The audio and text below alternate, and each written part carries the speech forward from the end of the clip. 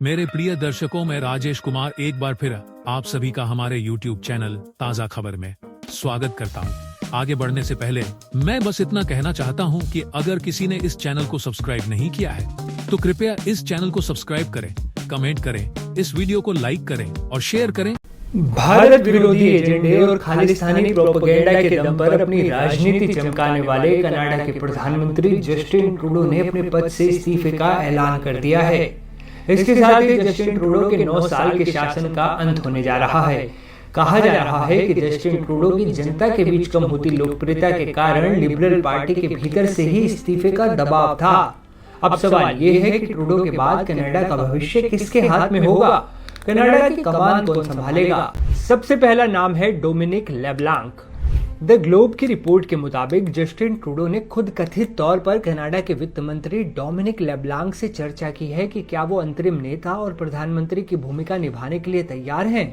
हालांकि अगर लेब्लांक चुनाव लड़ते हैं तो ये संभव नहीं है कि वो अंतरिम प्रधानमंत्री बने रहेंगे, इसलिए कई और नाम भी चर्चा में हैं।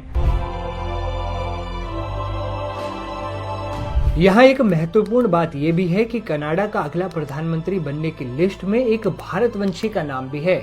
कनाडा की कुछ मीडिया रिपोर्ट्स में परिवहन मंत्री अनीता आनंद का नाम भी सुर्खियों में है। वो एक लेखक और पत्रकार भी हैं। भारतीय मूल की अनीता आनंद कनाडा में रक्षा मंत्री जैसा महत्वपूर्ण पद भी संभाल चुकी हैं। अनीता आनंद पेशे से वकील भी रही हैं। कोरोना काल में अनीता के कामों की काफी तारीफ हुई थी। उन्होंने कोविड के इंजेक्शन खरीदने की टीम को लीड किया था। अनीता की मां पंजाब और पिता तमिलनाडु से हैं। एक और नाम जिसकी काफी चर्चा हो रही है वो है क्रिस्टिया फ्रीलैंड। क्रिस्टिया पूरी दुनिया की नजरों में तब आई जब उन्होंने 16 दिसंबर 2024 को वित्त मंत्री और उप प्रधानमंत्री पद से इस्तीफा दे दिया। इस इस्तीफे के बाद जस्टिन ट्रूडो पर मुसीबतों का मानो पहाड़ टूट पड़ा। क्रिस्टिया को प्रधानमंत्री पद का संभावित दावेदार भी माना जा रहा है। कहा जा रहा है कि वो पिछले कुछ समय से सांसदों को अपने पक्ष में करने की कोशिश भी कर रही हैं। कनाडाई मीडिया में प्रधानमंत्री की कुर्सी के दावेदार के रूप में मार्क कार्नी का नाम भी है। वो बैंक ऑफ कनाडा और बैंक ऑफ इंग्लैंड के गवर्नर रह चुके हैं।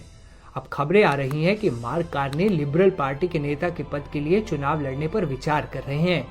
कार्नी लंबे समय से कनाडा की राजनीति में एक्टिव हैं।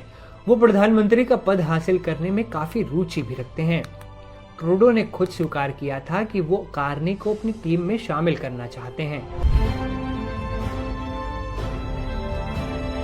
इसके अलावा मेलानी जोली को भी मजबूत दावेदार माना जा रहा है कि वो भी प्रधानमंत्री बन सकती हैं। लिबरल पार्टी उन्हें भी अपना नेता चुन सकती है।